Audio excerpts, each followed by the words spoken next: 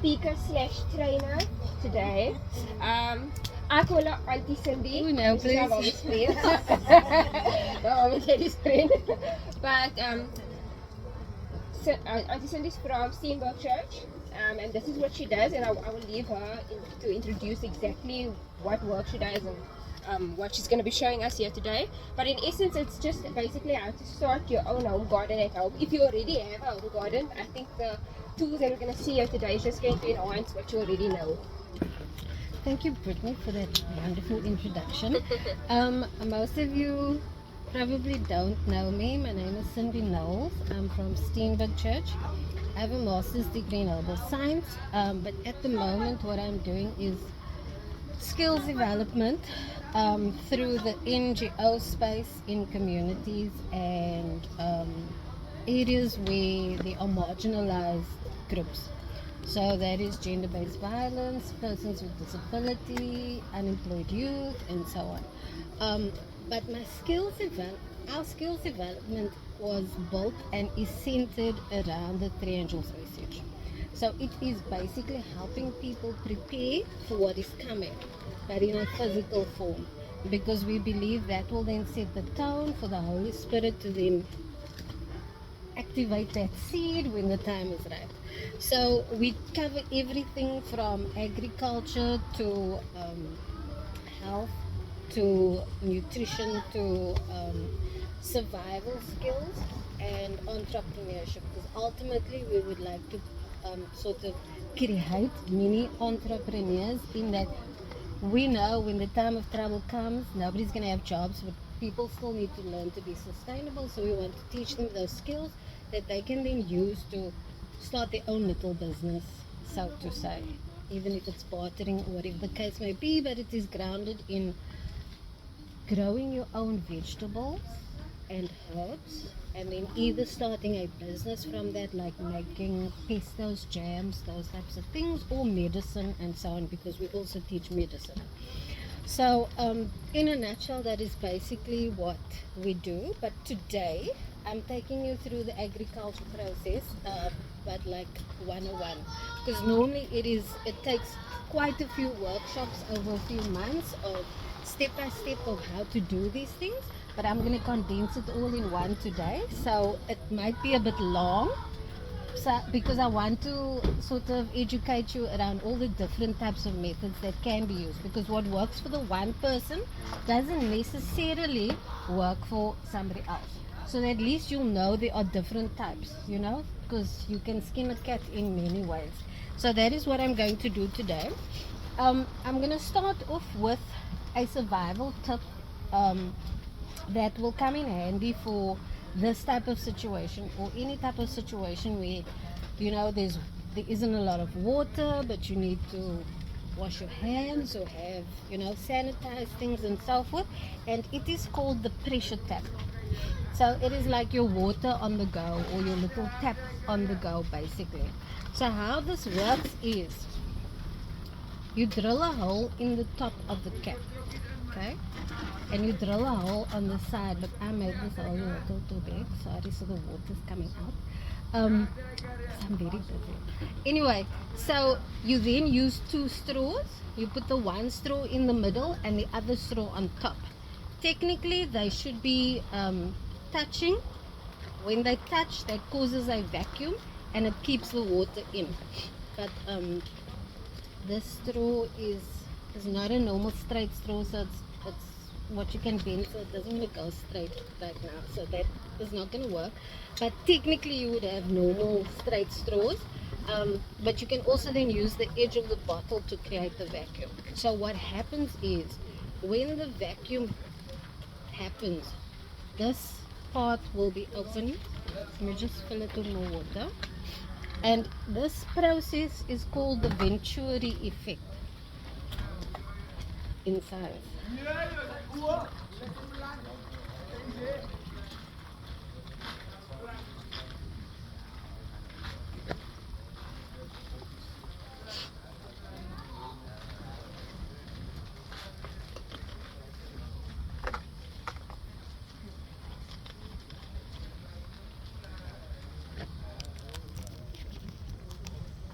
So as you can see, so now the water is stationary. This is because there's a vacuum here, and when you release this, the water then starts coming out because you are releasing the air pressure.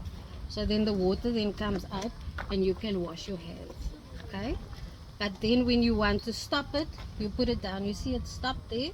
I don't know if you guys can see, but it has stopped because the thing is against the side. So the pressure has now been contained again. And that effect is called the Venturi effect. And so you can use this when you are in the garden and you need to just wash your hands to move on to the next thing. Or if you are camping, cooking, you need to have a little tap. This is the type of thing that you would do. So that's called the pressure tap. So the next thing I want to do,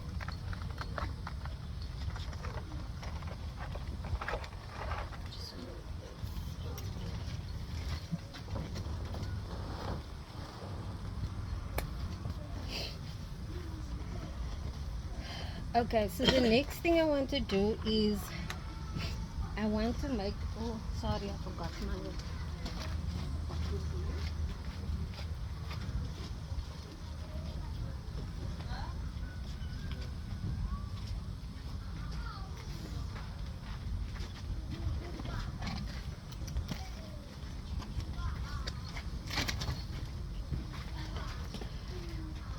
what I'm going to show you now is called the SIP drip system. It is the sub irrigation planter system. So it basically is this, but I'm going to talk you through it now on how to do it, and I would like each of you to try. I don't know if you want to hand out the bottle to everybody.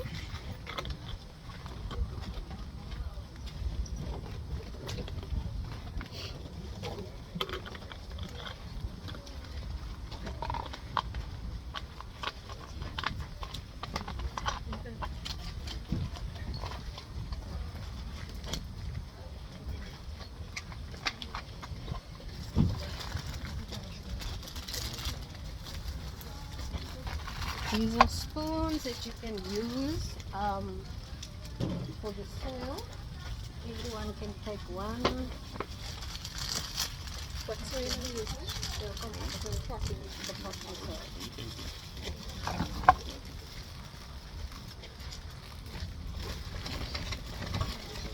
You can just dish it in here. Okay. But half potting soil, half compost.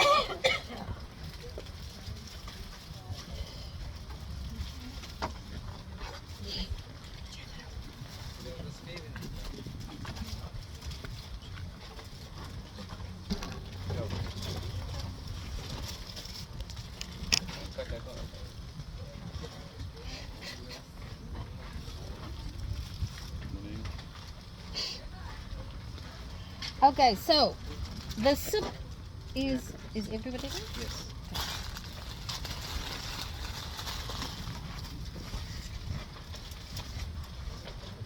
This is called the sub-irrigation planter method.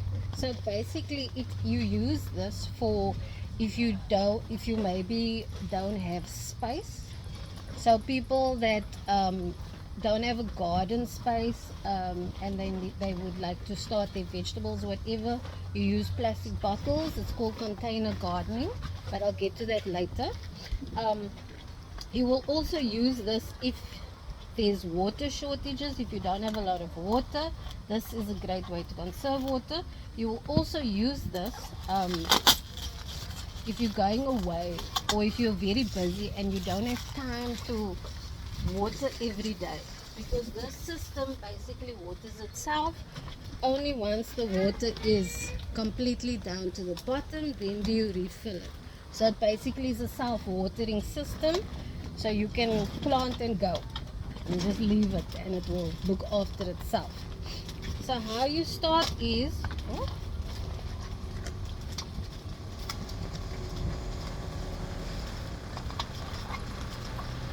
how you start is you will take a 2-liter bottle, preferably. You can also use a 1-liter bottle, but preferably 2 because it gives you more space to work with, also more space for the plant to grow. You will indent like that, make a little cut, and then you will cut this. Normally there's a line. So normally there's a line. Halfway, preferably. The line will give you an idea of where you need to go. But if you have a different shape bottle, maybe not that bottle, maybe just 2-liter bottles, please. Thank you. So then you will cut this like that. Okay, now you have 2 herbs. 2 herbs, okay? So in this one, so you leave this one for now. This one, you will then make little holes. So you take a drawing pin or whatever kind of pin that you have, and you will make little holes in it like this. You open it up a little, so you move it around just to make the hole a little bigger. So you just make holes all around, maybe 3 or 4.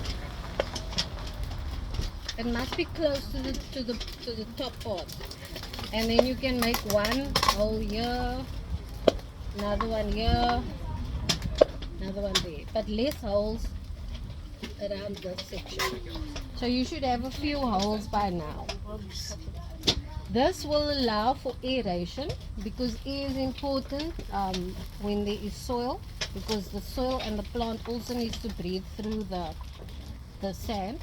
And then it will also allow for the water to also come in, so that it's another avenue of irrigation. Okay, then you will take the cap and you can use this, or you can use the scissor, whatever's easier for you.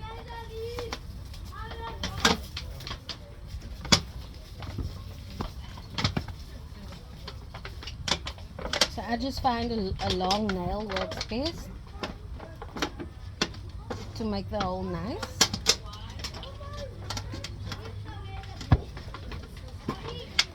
And we just move it around just to make the hole a bit more circular, so you can see the hole there.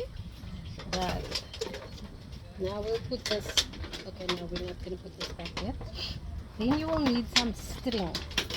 Okay, you can either have string, or you can use any type of fabric or cloth, but cut it into strips because it's going to go through this hole. Okay, so the length should be 1 arm and another arm. Okay, and then you cut it. Don't know if you want to cut for everybody, or those who want to do this demonstration, it's up to you. Right, so now you will fold this like that. You'll fold it again, and now you're going to try and put this through this hole.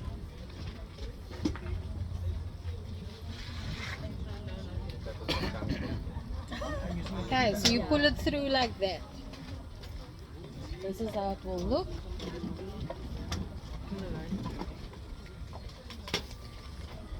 And then you close. Okay. Morning, morning. Morning.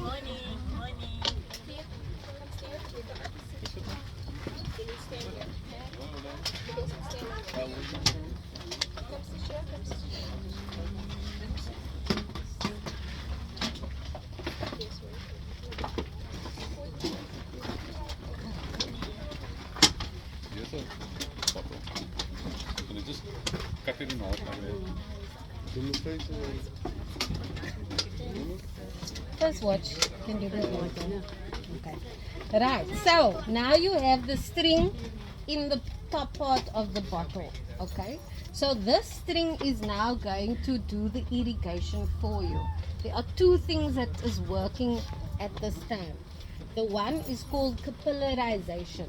So capillarization basically, guys, if you know what siphoning oil is, so you're basically taking like a tube or something. Like if you're stuck on the road and you don't have petrol, you take a tube and you take a container with the petrol, and then you connect the container to the tube, and you put the tube in your car, and then the petrol will rise up the tube into the car. That process is called capillarization. So basically what happens is the liquid moves along the sides on the inside of the tube. It moves all the way up, and that is how it happens from a low to a high gradient. Now the same concept is happening here. It's moving from a low to a high. So the water, the liquid, is moving up. The second thing that's happening here is called wicking. And wicking is basically your plant is going to be in here, and your plant absorbs water from the environment wherever it can. So it's going to draw and suck the water from where the water source is coming. So that is the second action. That is called wicking. When the roots suck the water, that is called wicking. So those are the two actions that's going to happen with how the water is going to move from here. So you can see here's the water. It's going to move from here into the soil. If you feel the soil, it's wet and moist because it's constantly connected to the water. The thing is that it will only take as much water as it needs. So if it's full, it won't be overwatering, because firstly the capillarization is now saturated. It's now at its peak, so it doesn't need to draw more. And secondly, the plant roots will only suck what it needs. So if it doesn't need any more, that wicking process is not going to happen. So that is basically, then nothing will happen until the soil gets a bit more dry, or the plant grows a bit more bigger, and it needs more water. It will then suck more water, more capillarization will happen, and so it's a self-watering system. So you can just leave it and go. That is one of the best ways. Doesn't look nice, but it is one of the best ways to just, if you like very busy like me and you don't always have time to water your garden, because vegetables take a lot of watering. You need to constantly maintain it. So this is a nice way to start, or at least get your vegetable garden started. Once the vegetable is nice and big enough, you can then transplant it into your big garden if you have one. If not, you can just grow it here or put it into a bigger bottle, maybe a ice cream thingy or something. Whatever's bigger, you then move it into a bigger one, and then you use a different type of irrigation system, and I'll get to that later. But this is basically how you will start off your seedlings, right? So now your soil is, or will be, a 50-50% mix, especially if you're doing potting. 50% compost and 50% potting soil or normal sand that you use. The sand in the ground, you need to first sift, because all the stones and glass and stuff need to come out. So you know that chicken wire, which is more dense than this, it's like very fine netting type of thing, mesh, yes. You will use that to sift the soil like you do with flour, right, with the sieve. So that's the type of thing. It's tedious, I know. So most people rather just buy potting soil because it's easier. But if you don't have, like me, then you have to sit and sift. But you know, it builds a connection between you and your garden as well. So because the stones will cause, once the plants are growing, the stones will then hamper the growth, especially if you're growing stuff like that's a root vegetable. So like beetroots or carrots or stuff that go deep into the ground. If there's obstructions, they are going to either stop growing or be deformed or stuff like that. So you can't have obstructions in the way. There needs to be no obstruction also, because the air needs to come through the soil, because the soil also needs air, the microorganisms also need air, and so on. So soil health is very important, and that's a whole topic for another day. I'm just touching on the basics today. So for your plant or your potting, you want to have 50% potting soil and 50% compost.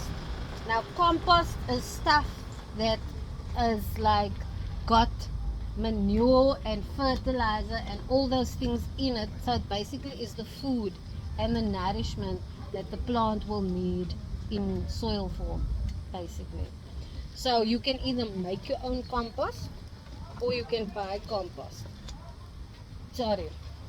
So you will mix 50% compost, 50% soil, and then you will put it in here.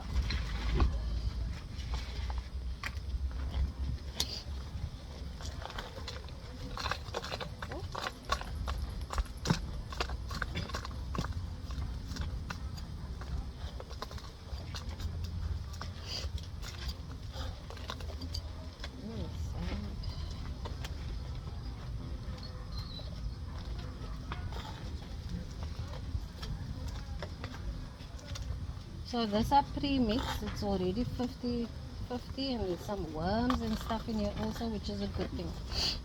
Worms is good for the soil, so don't be scared if you see worms.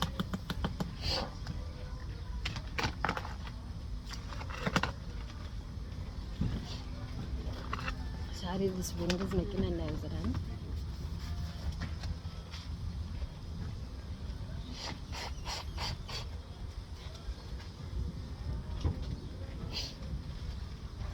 Okay, so now this is how it looks basically, right? And then you're going to plant your seeds in here. So I think everybody got some seeds.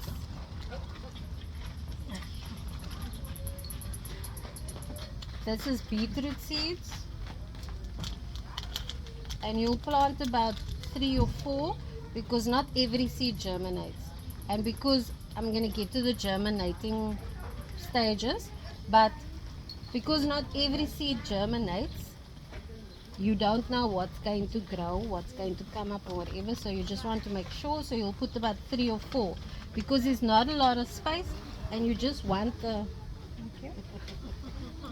the plant to start growing. This is more like an initial thing, because like I said, once it grows bigger, you then transplant it wherever. So you will then just scatter it around with space in between, and then you press it down, not very deep. You just press it down, or you pinch the soil over it.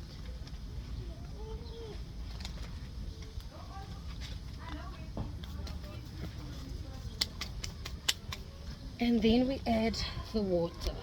Is that just soil? No, this is 50-50. So it's the compost and the soil.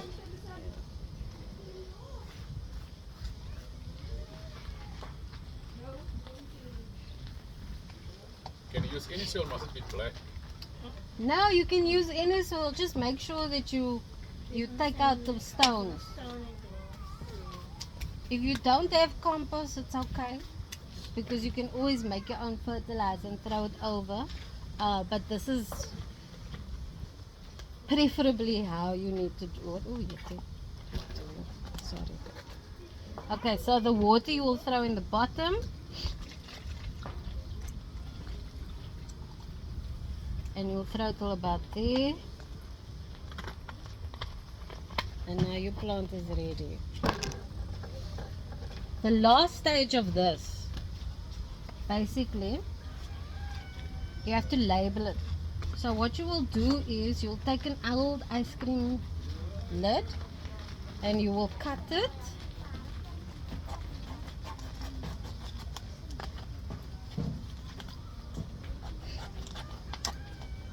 This is now for people who can't afford builder's warehouse to buy the actual stuff, you know, because normal people, well, people who can afford it, they just buy all these things. But for us who needs to be economical and still wanting to start, because what we are trying to teach people is sustainability. So we want to teach you how to learn to use what you have around you to be sustainable, because everybody's excuse is, I don't have money. You don't need money. You just need to see what you have, identify what you have around you, and use that.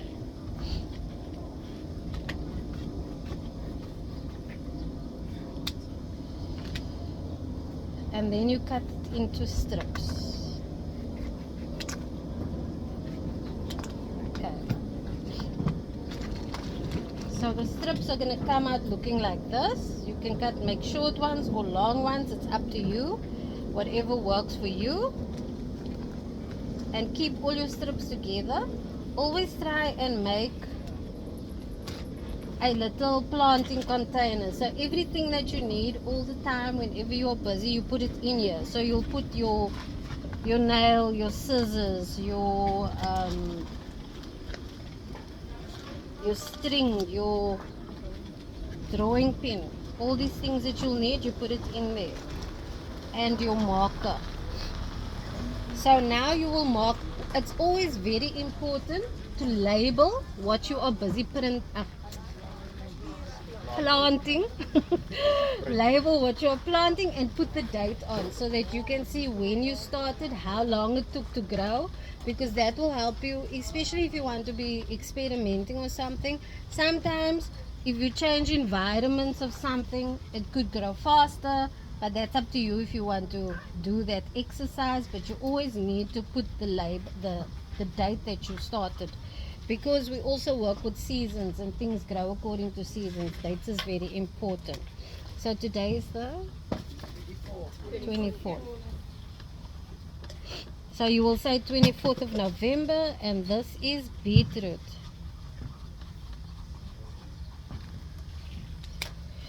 So you always try and write it towards the top, because it must stick out wherever you are planting it. Okay, and that is your sub irrigation planter, and then you can just leave it and watch it grow.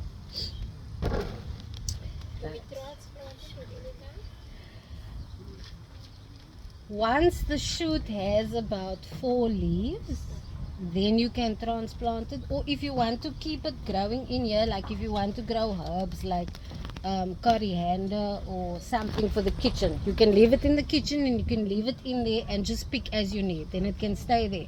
But if it is something big like spinach or beetroot or something, you have to transplant it into a bigger pot, or cabbage or whatever. Then either you can see if it's getting too big for this container, you then move it.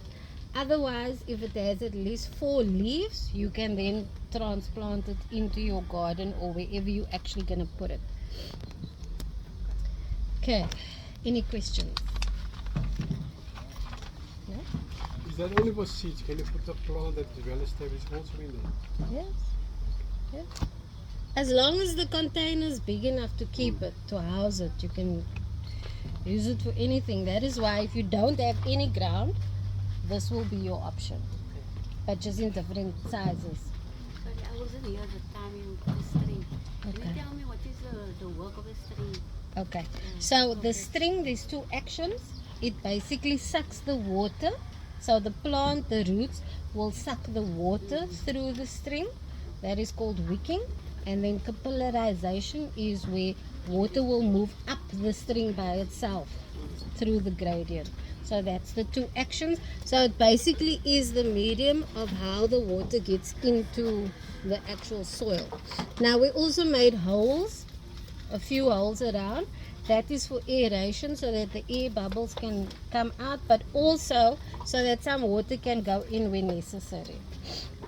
Those are the 2 actions. Now I want to talk about different types of seeding. So we showed you how to do potting, right? Seeding is now where you focus on germination.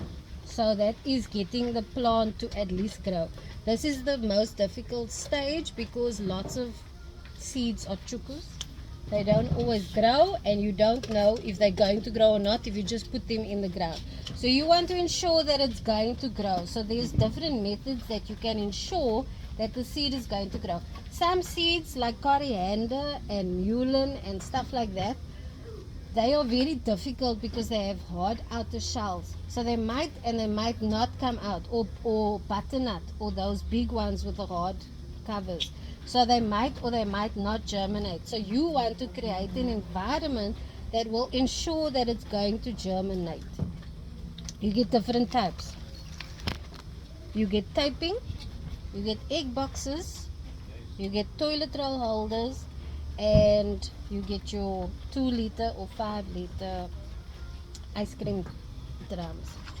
Taping basically is, you can take roller towel or toilet roll or whatever you have, but it needs to be like tissue paper.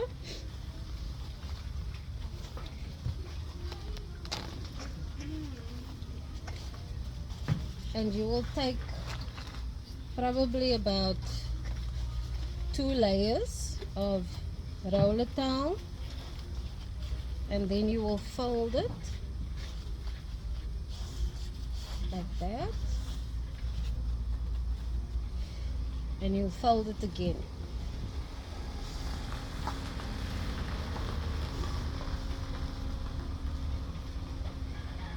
Okay.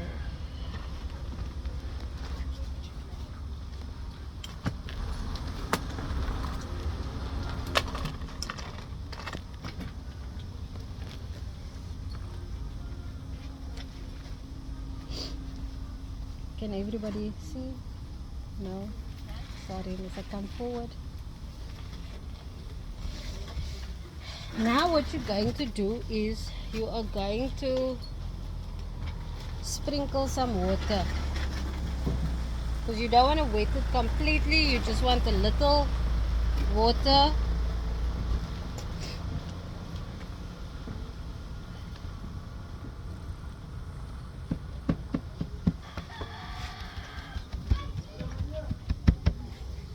Okay, now we're going to take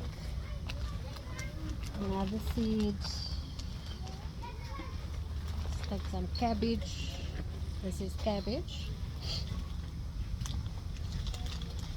So let's take about 4 seeds. Cabbage is very small.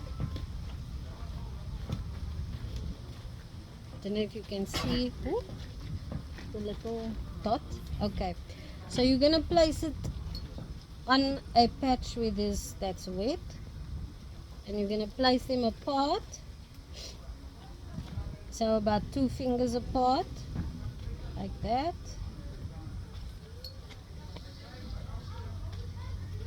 Okay, now you're gonna water it again.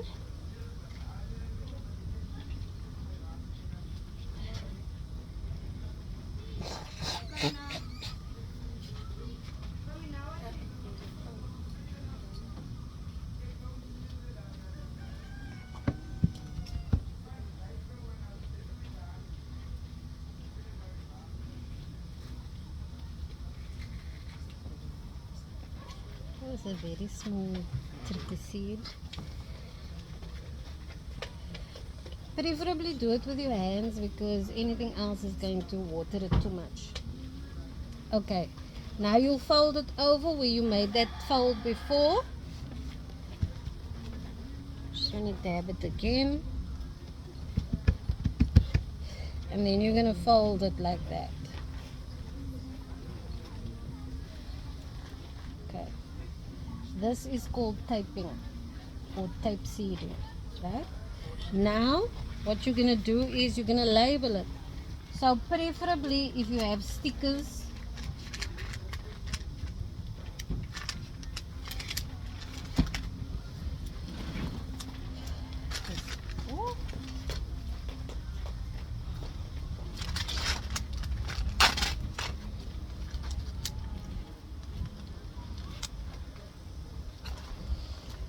so again you write cabbage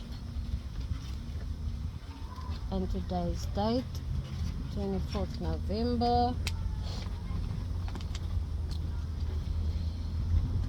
we're just gonna use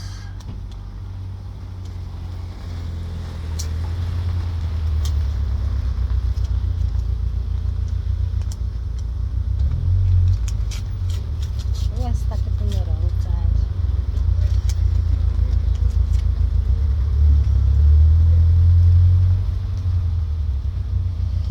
And then you stick it on there like that,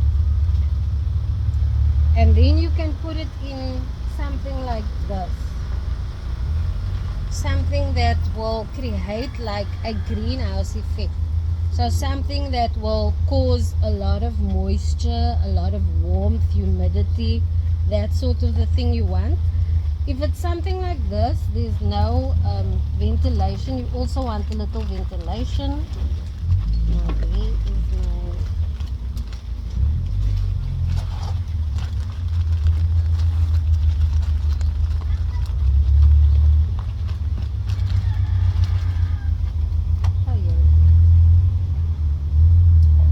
so you'll take your drawing pin again and you'll just make some holes in it, just for a little ventilation. So you can either label on here again, or you can just keep the label in there as is, and this you will put in here, and you leave it.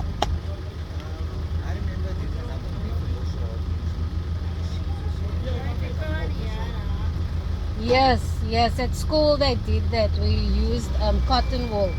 That is also another method that is like taping. So you can use that also.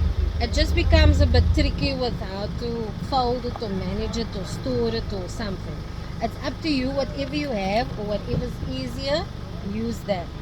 So this you'll store in a dark, warm place because you want the heat and the environment to create a greenhouse effect so that germination can happen. So after about 3 days, or at least every day, you come and you check if it's moist. If it's still moist, it's fine. If it's not, you sprinkle a little more water on, and then you also check, you open it up again and you see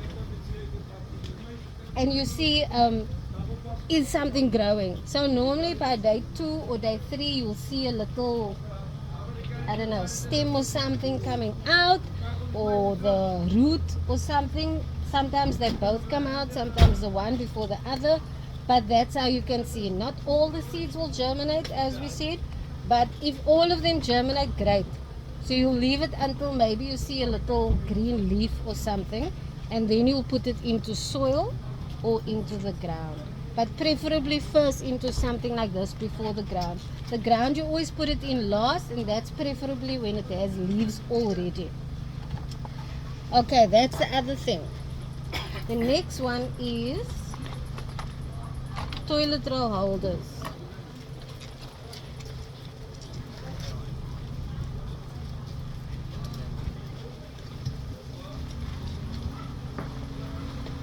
So you can collect your toilet roll holders, and what you're going to do is you're going to create something like this, and then you will put the soil in it. So how you will do this is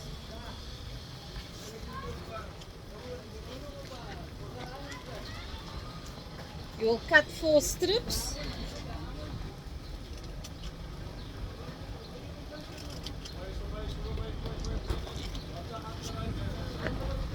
and then you will fold it in.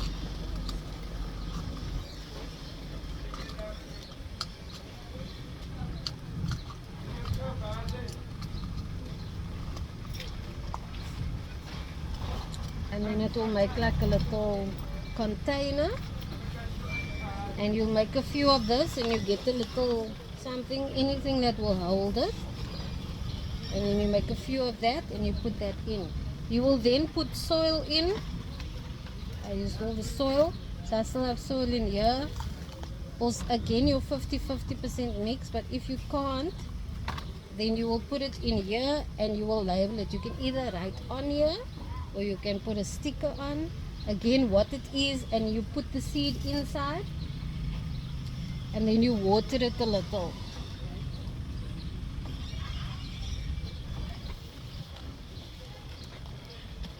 and then you'll put it in like this.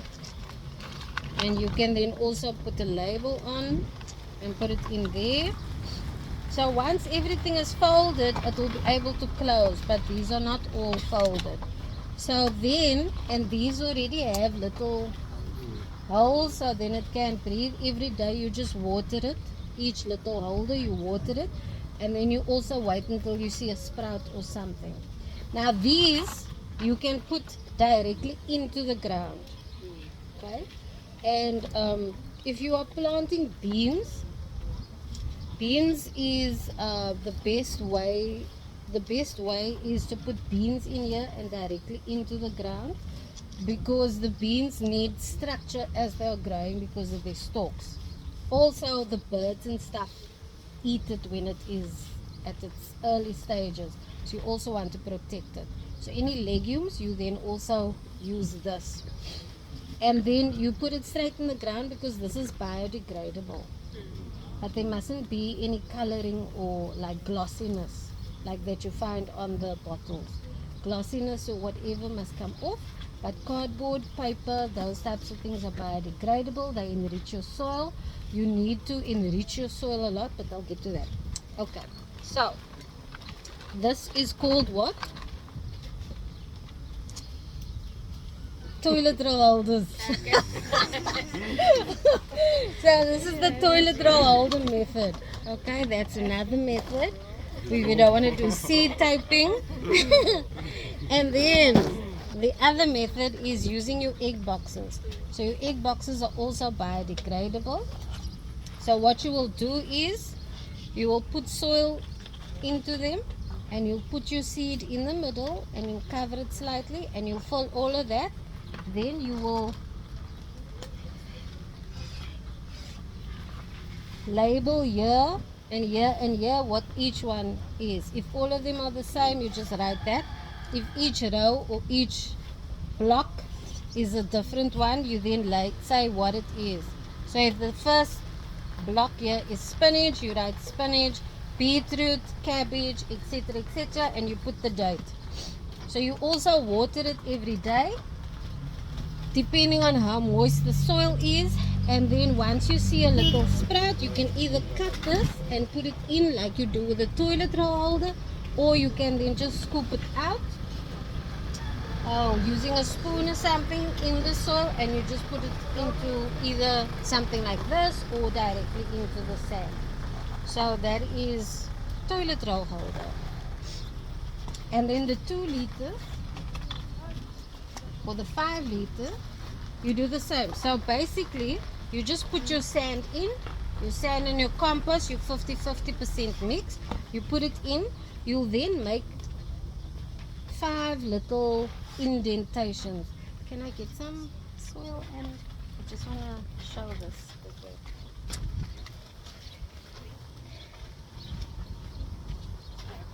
Oh, okay. Oh, pellets.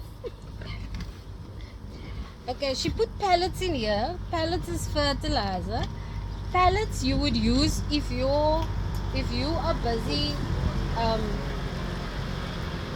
working your soil so that you can start your garden. When you are busy cleaning out your soil from the stones and whatever, you then put these little pellets in the soil, and then you put a layer of soil over it or compost over it. For a week you let it stand. Alternatively, you can then put these pellets as chicken manure, or is it the chicken one, or which one? No, it's a chicken. Chicken. Yeah. Okay, so you get different types of pellets. You get chicken pellet, you get all different types. So so these pellets you will then maybe put like a small cup in a 2 liter or 5 liter bottle with water. You'll let it stand for about a week, opening it every time to let the gas out, because you know there's methane and all types of gas in the manure. So then that is how you make your liquid fertilizer also. That's one method, but this is another method.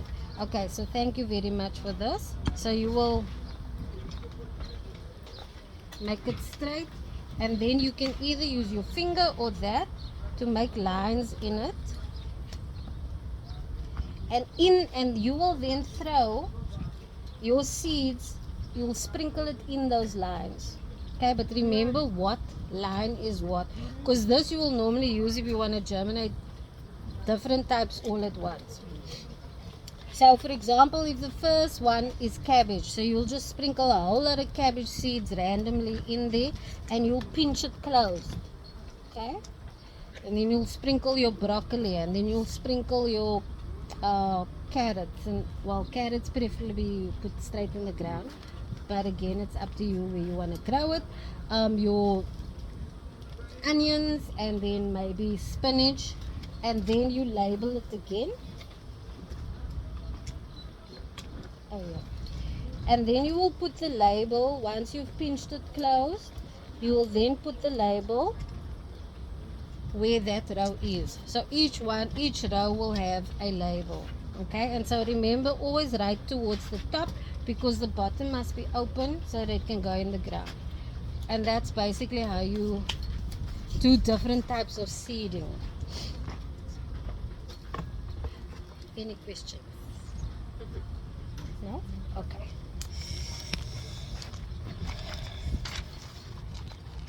Now I want to talk about actual planting. I want to ask one question.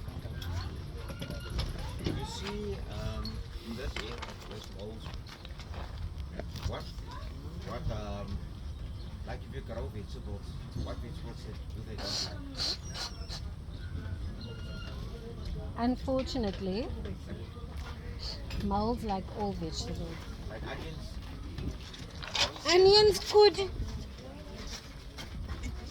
Onions could keep them away, leeks could keep them away, but these days we find that the animals they GMO them. They've morphed, they've become resistant, so nothing keeps them back anymore, unfortunately. You must not look for the signs of when you see a mole and try and kill it. Yeah, but unfortunately you can't do much about that.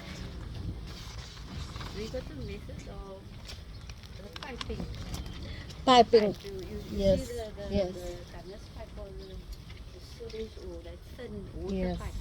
Now you put it deep in the ground, and you put make almost like a windmill.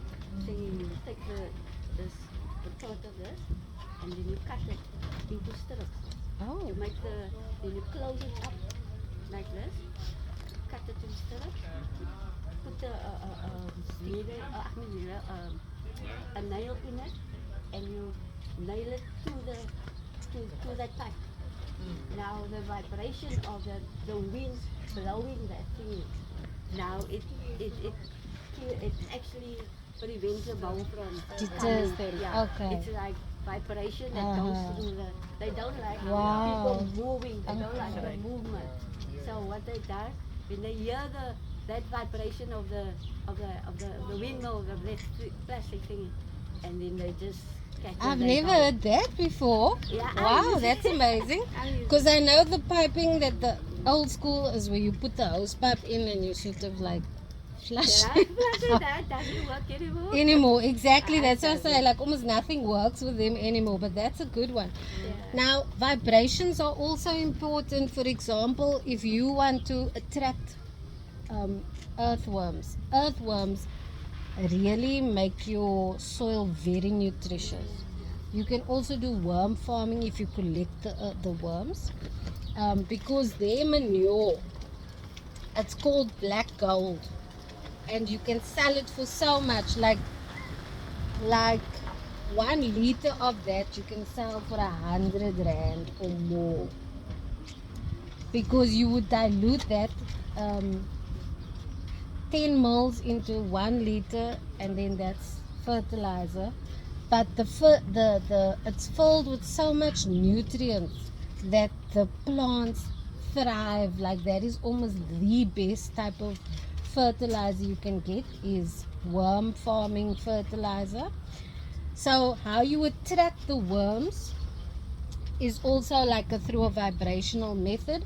So you will take like a stick and you'll make little grooves in the stick, and then you'll take another stick and you'll do something like that, and then that sound and vibration will attract all the earthworms from the ground to the top, and then you just pick them and collect them or put them in your soil or whatever. So that is also how you can attract earthworms. Okay, so the next thing I want to talk about is trench, like the actual planting in the ground, because now we've covered seeding, now we're going into actual planting. So there are different ways that you can actually plant in the ground. The one is called a trench bed.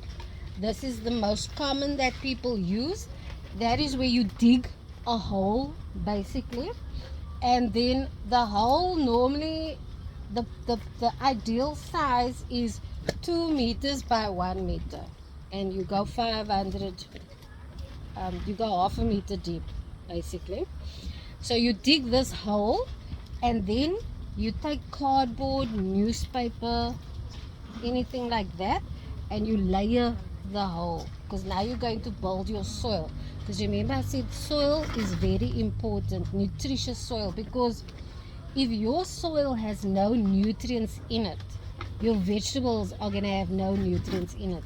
And unfortunately that is the case today with our vegetables that we find in the shops, because they have killed the soil. You know, the Bible says you need to let the land lay every 7 years. They don't do that anymore, and you let it lay so that it can regenerate the soil nutrients. They don't do that anymore, so with the result that the soil is so depleted of all the nutrients and minerals that it needs, not only to enrich the soil but to enrich the vegetables and stuff growing in the soil. So the main thing is you need to focus on your soil health before you even want to start an actual garden, because what's the point? You are planting, but you're planting in dull soil, and then your vegetables is just, it's going to be there, but it's not going to be nutritious for your body. And the aim of planting on vegetables is to have organic, nutritious vegetables and food that will keep you healthy. And in order to do God's work, we need to be healthy, we need to be at the optimum. So we need to eat very nutritious food, and the best way is to grow your own or buy organically grown vegetables using completely natural methods, no pesticides, no stuff like that, just completely natural. So that is the best way. So how you start that is you use cardboard boxes, because they are biodegradable, as I said, and newspaper, but it needs to be the normal newspaper, not the one with the glossy cover with a color. That is, the ink in there is going to go into the soil, and that's going to cause damage. So whatever boxes you're going to use, even if it's wheat bix boxes, cereal boxes, whatever, first pull that glossy strips off before you use it, and then the actual box itself you can then use, because those will then disintegrate in the soil and enrich the soil, because anything that is biodegradable will only enrich the soil. Then you do this is called the lasagna layering technique. So you first layer out the trench, then you put down a layer of tins. So the tin has iron in it, and that iron also enriches the soil. And obviously you wash it out, you take off all the wrappings and whatever, the tins that you, from the food that you know, like your tuna tins and your bean tins and those tins. So you just throw that also in, because over time they also break down and enrich the soil with the iron and other minerals that the tins also have. And you mix egg boxes, toilet roll holders, and eggshells in between those tins also. Okay, then after that you will put a layer of brown leaves, sticks, anything that's brown that you can find. You put that down. Again, it must be biodegradable stuff. Then you put a layer of green, so green grass, green leaves, green whatever, you put that down. Vegetable scraps, green, it's green, you put that down. Then you put another layer of brown and another layer of green. Then you put this thin layer of compost. Then you put your soil on top. Either the soil that you dug out, and if that's not full of sand or stone, sand. If that's not full of stones or glass or anything like that, you can then put it on as is. But if there is a lot of sand, stones and glass, you then have to sift it like we mentioned earlier, and then you put that over. Otherwise, you can then buy potting soil and throw that over. You can then plant the seedlings, because now they already have leaves, about 4 leaves or more. When you plant that, and this is how you start your garden. But obviously when you start your garden, you plant it in rows like we did here. So you'll plant your things that will sort of ward off all your pests. So your onions, your leeks and so on, you'll plant on the edges, along with marigolds, because marigolds also are a deterrent for pests, aphids and those types of things.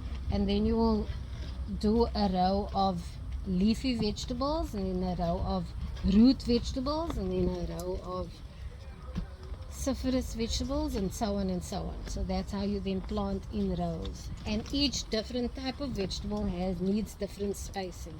So that's another workshop for another day. The second type is called the no dig or lazy garden.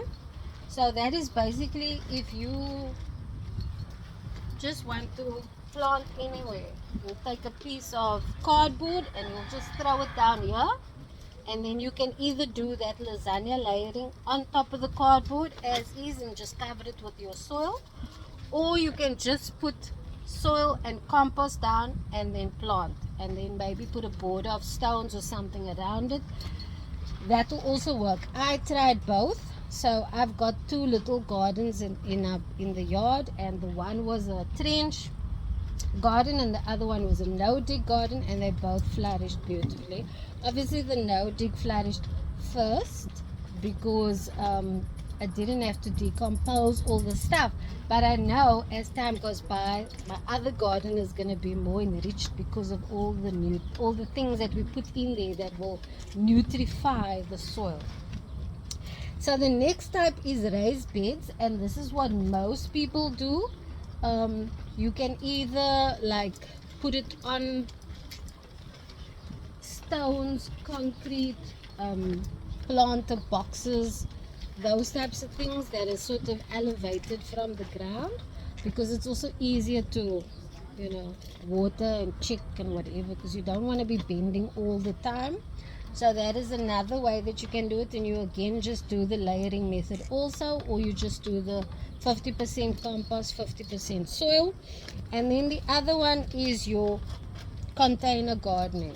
So if you don't have any space but you want to start your garden, you use any types of containers. It can be tires, it can be bathtubs, old toilets, old cupboards, anything that you can find that will hold something. That is what you can use as a container. And obviously your bottles, which is what most people do when they can't afford to buy the bigger stuff. You also get planter boxes and so on, but those are the different types of container boxes that you can use. Now, any questions?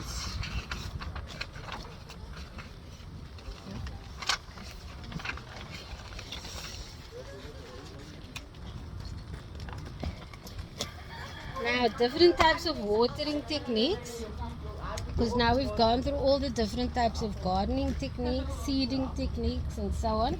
Now your plants have grown, or they're at the stage where they are busy shooting or something. Obviously your original type is with a hose. If you don't have a hose pipe, you have a watering can. You can make your own watering can by taking maybe a square bottle or something, and you cut off the top, and you take a stick and you make little holes on the side, and you put the stick through, and then underneath you will make holes, as many holes as possible, and then you throw the water in there and you spray it over that. That's a very cost-effective way to, or watering can, so to say. Other ways are, you can take a big 5 liter or like whatever size drum you can find, and you put it at the beginning of your garden, and then you can get maybe like a old hose pipe or something, and you make little holes in it, and then you lay it in between your vegetables, and that will also do like a drip irrigation type of thing. And you obviously close the edge of the hose pipe. That's another one. Another one is the sip irrigation method that we showed you with the wicking and the capillarization. Another one is, if you are doing a trench garden, what you will do is, and what you should do is, when you are busy working the soil before you plant your seedlings in, you will take two 2-liter bottles. You will make holes at the bottom and all around till about here, and you make a hole in the ground, and only this top part must stick out. And then every time you water your garden, you fill this up, and automatically this will then seep into the roots, which also then helps the root crops, because sometimes the water on top doesn't get to the bottom for the root crops to grow. So your root crops are your onions, your carrots, and so on. That is another method. And then another method is where you can do something similar to this. So you have your water bottle here, and you can take foil, and you put foil down, and you take roller towel and you roll it up, and then you roll the foil over the roller towel, and you put it in a hole here, and then the water will then go through. That's also capillarization, and it will drip at the edge of the foil. So those are different watering techniques. Another one is, you take a 500 ml bottle and 2 sticks, and then you turn this upside down, and you put the 2 sticks here like that, in the ground. Then here you make a hole, and you put an earbud in, and then the earbud will drip the water constantly, gently, all the time. It will take a lot longer than that method, but that is also how to, if you're not at home or whatever for a long period of time, to ensure that there is constant water. That is also another method. And then different types of pest control. So now your plants are growing, and now you have to deal with a whole new problem of pests, because they eat your leaves and they just demolish your vegetables like crazy. So what you can use is neem oil. Neem oil is a natural pesticide, so you can mix that in some water and then spray it. So you can use another watering can method is, if you just make holes in the top here, and then you squeeze, it will then spray out.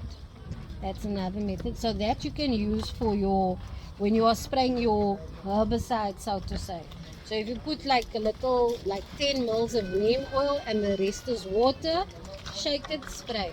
Another pesticide that you can make is, you take the tips when you are busy cooking, and you cut off the edge of an onion or the garlic, those tips. You put in water with some cayenne pepper, and you let it stand for 3 days to a week. Once it's ready, you then spray that out, and you put a little either fish oil or a little sunlight liquid. If you don't have that, you grate a little sunlight soap, and you put a little, and you mix that with a little water, and that mixture you put in there, because you want the pesticide that you made to stick onto the leaves. So that oil or that soap will help the mixture that you made stay on the leaves, so that if there's dew or rain or you watering again, it's not going to come off, it's going to stay on there, so that you only need to then do this like every 3 days or something. So that is also how you can do pest control. The other one is, so eggs, you crush it. You will crush it like this, as fine as possible. So remember that eggs has lots of calcium in it and other nutrients that is very important for soil health. So it does nutrify the soil, but also in this form, it acts as a deterrent for snails and slugs and some other big animals. So what you will do is you'll take it and you'll sprinkle it either around the stem of the plant or all over the soil, and that should also act as a deterrent for the pests. Tea bags. Use tea bags as well. They do, you can, but they're finding that the animals is becoming resistant to it, unfortunately. Another one that you can use is Artemisia afra or Walderals. Wormwood, many different names for it. So that you also just soak in water for a few days, 3 to 5 days, and then you also spray that on there. It's also a natural pesticide. And that's me for today. Any questions?